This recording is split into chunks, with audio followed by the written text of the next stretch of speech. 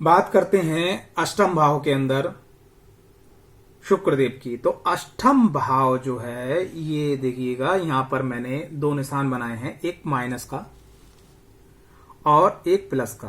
तो अष्टम भाव जो है वो खोज का है। ठीक है, अगर अष्टम भाव में शुक्र की राशि आ रही है और शुक्रदेव बैठे हुए हैं या शुक्रदेव यहां बैठे हुए हैं, तो वो आपको इंडिकेट कर रहे हैं कि जो ब्यूटी प्रोडक्ट होते हैं या कोई पुरानी चीज को नया करने का काम है या किसी चीज को सुंदरता देने वाला काम है, उसकी आप जो है स्टडी कीजिएगा। ईश्वर ने आपको 24 घंटे दिए हैं, तो उसमें 2 घंटे आप निकालिएगा और उसमें स्टडी कीजिएगा। पहला काम ये करिएगा, क्योंकि मैं अक्सर कहता हूं कि ये जो पार्ट होता है, इस पार्ट में माइनस पॉइंट और प्लस पॉइंट दोनों होते हैं। ये दोनों एनर्जी को रिलीज करता है।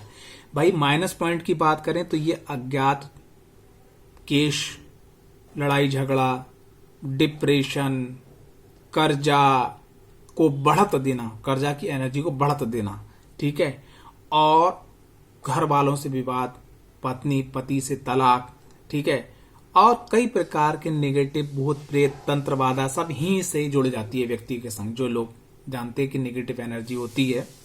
प्लस पॉइंट क्या है कि स्पिरिचुअल ज्ञान, आंतरिक ज्ञान, खोज, नई चीज सामने लाके रख देना, प्रस्तुत कर देना।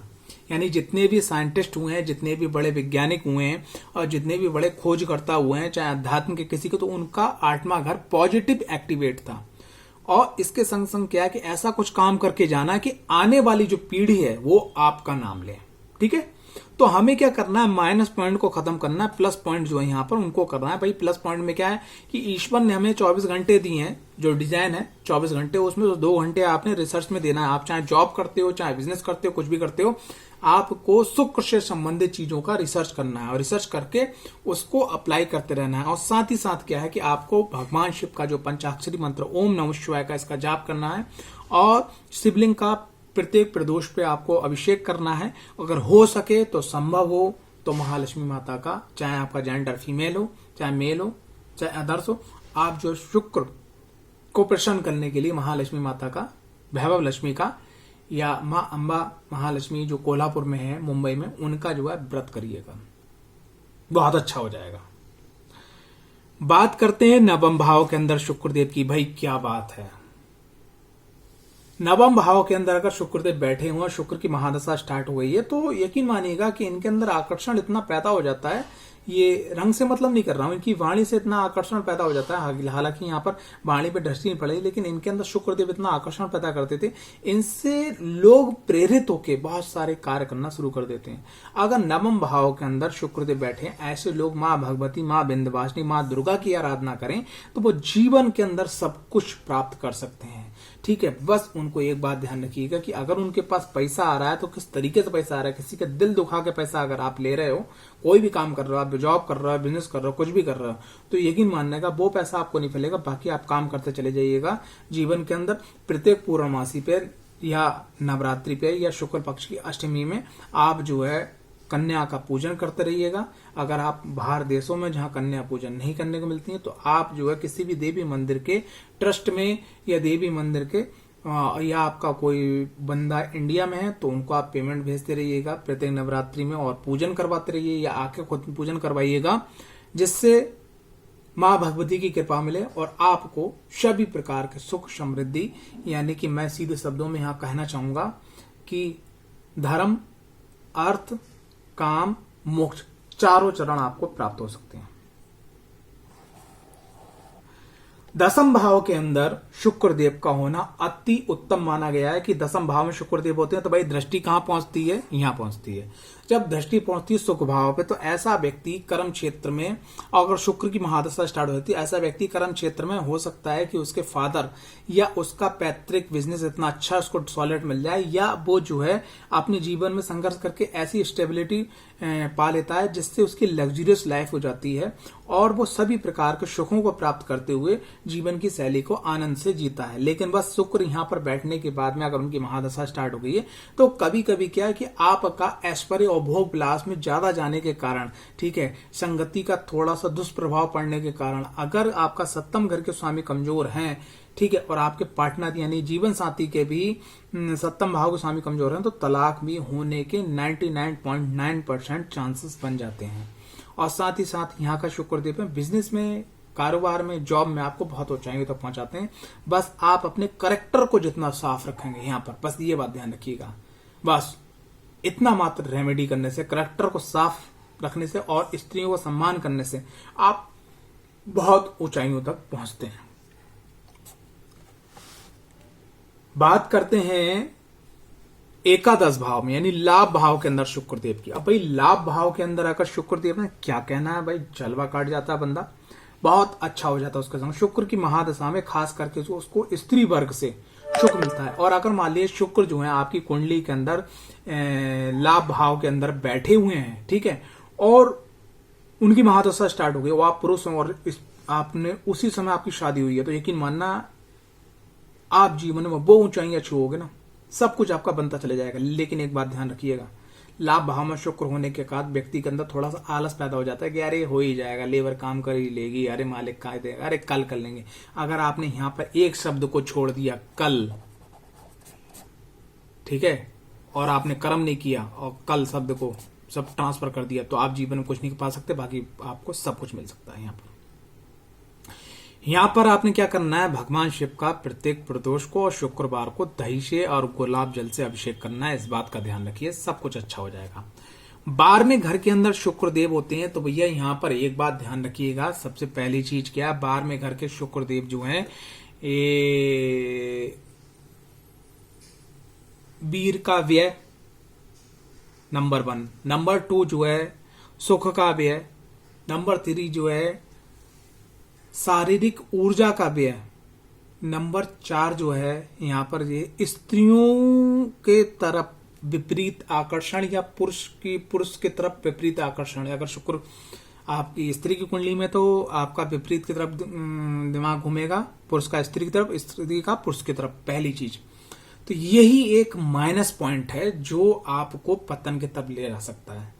आलस नहीं करना है, कल पे काम नहीं छोड़ना है, स्त्रियों की तरफ या पुरुष की तरफ विपरीत की तरफ आपको नहीं खींचना है।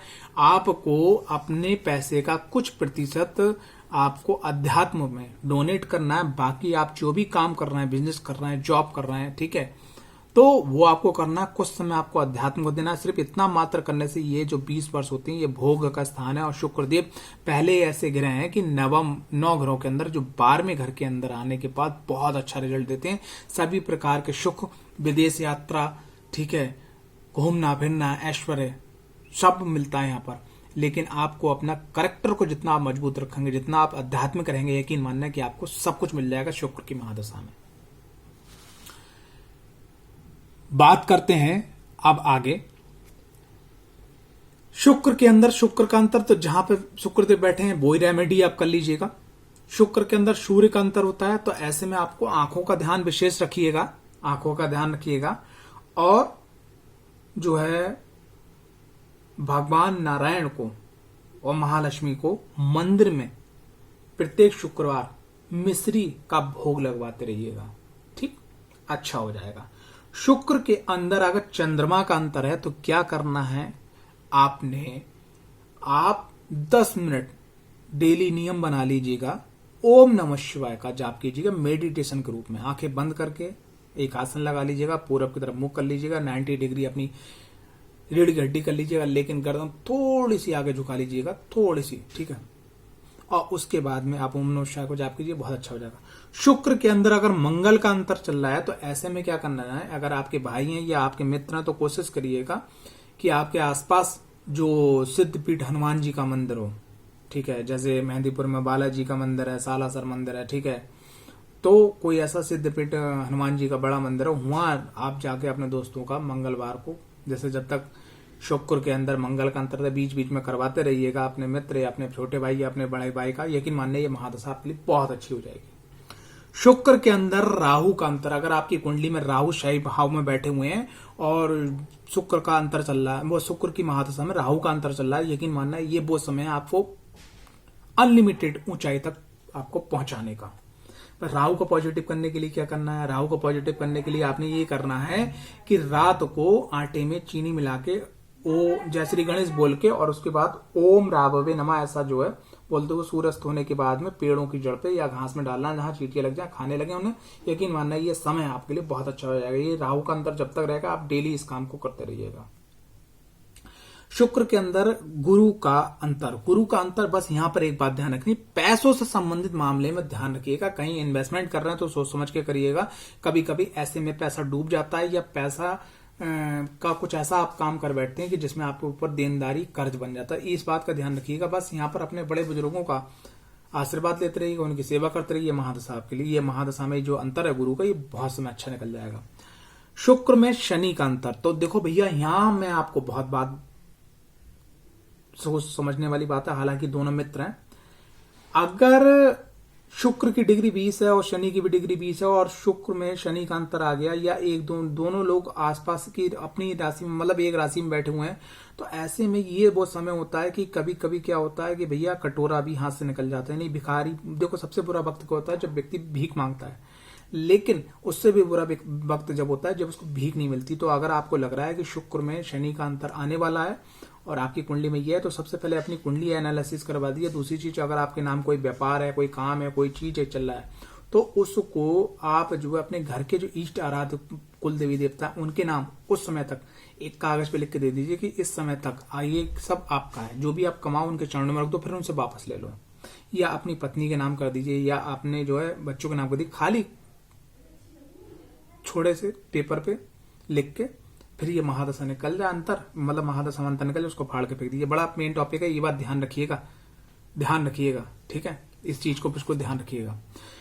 शुक्र के अंदर बुध का अंतर भाई बहुत ऊंचाई तक पहुंचाने वाला होता है। गणेश जी की आराधना करो, बहुत अच्छा हो जाएगा। शुक्र के अंदर केतु का अंतर, गणेश जी की आराधना करो, सब कुछ अच्छा हो जाएगा। तो देखो एक बहुत छोटा सा विवरण और मेरे जो अनुभव है, सन 2002 से मैं लगा हुआ हूँ एस्ट्रोलॉजी में, सीख रहा हूँ, बता रहा हूँ, कर रहा हूँ, ठीक है। तो जो अनुभव थे वो मैंने आपको शेयर किए। बाकी आपके क्या अनुभव है कमेंट्स बॉक्स पे शेयर कीजिएगा। कुंडली विश्लेषण अध्ययन करवाने के लिए आप जो है हमारा जो व्हाट्सएप नंबर है वो डिस्क्रिप्शन में आपको मिल जाएगा, उससे आप संपर्क कर सकते हैं। और दूसरी चीज एक बात मैं आपको बताऊं कि अगर आप कोई ऐसा कमेंट्स बॉक्स पे क्वेश्चन पूछते हैं जो जेन्युइन है, जो आपके अलावा सब लोगों के लिए लाभकारी है, ठीक है, तो उसका मैं जवाब दे सकता हूं आपको कमेंट्स बॉक्स पे। लेकिन अगर मान लिया आप अपनी विशेष सेल्फ के लिए, स्वयं के लिए क्वेश्चन पूछना, अपने परिवार के लिए स्वयं के क्वेश्चन पूछना, उसके लिए आपको व्हाट्सएप नंबर पे आना पड़ेगा, इसका छोटा सा शुल्क आपको देना पड़ेगा, तभी आपको जवाब मिलेगा। अन्यथा क्या होता है, बहुत सारे जो व्यूवर्स होते हैं, बहुत सारे जो हमारे श्रोता हैं, वो नाराज हो जाते हैं कि आप नहीं बताना चाहते हो। देखो अगर कमेंट्स काफी आ रहे हैं, अगर हम उसको जवाब देते रहेंगे तो फिर आगे हम नई वीडियो कैसे डालेंगे और लोगों की जो कुंडली विश्लेषण अध्ययन है उनको हम कैसे जवाब देंगे, ठीक है। जय माता दी, जय माँ भगवती, पंच परमेश्वरी, माँ बगलामुखी, महालक्ष्मी, माता महाकाली का आपको सदा आशीर्वाद बना रहे। जय हो महागुरु शुक्राचार्य की।